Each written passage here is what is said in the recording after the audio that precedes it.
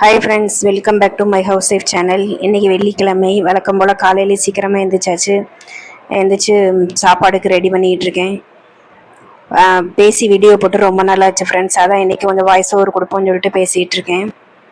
நம்ம சேனலில் 100 சப்ஸ்கிரைபர் வந்திருக்காங்க. ரொம்பவே சந்தோஷமாக இருக்குது. சேனலில் ஆரம்பித்து ஒரு 2 மாதம் ஆகுதுன்னு நினைக்கிறேன்.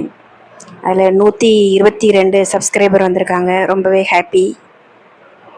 இன்றைக்கி முள்ளங்கி சாம்பாரும் காலிஃப்ளவர் சில்லியும் தான் வைக்க போகிறேன். முள்ளங்கி கொஞ்சம் வாடனாப்பில் இருக்குது, கொஞ்சம் தொளி சீவன கூட கொஞ்சம் நல்லாயிருக்கு.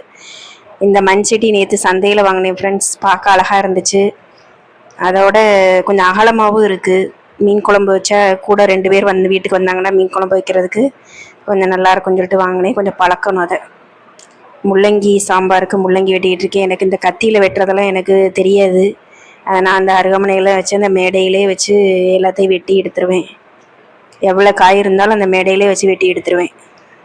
அதான் என்னோடய திறமை. வேலையாக ஒரு டீயை போட்டு குடிச்சாச்சு.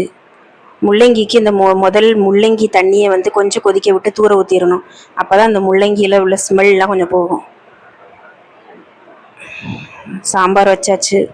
வழக்கம் போல் வத்தத்தூள், சீரகம், தேங்காய் அரைச்சது போட்டு சாம்பார் வச்சு முடிச்சாச்சு ஃப்ரெண்ட்ஸ்.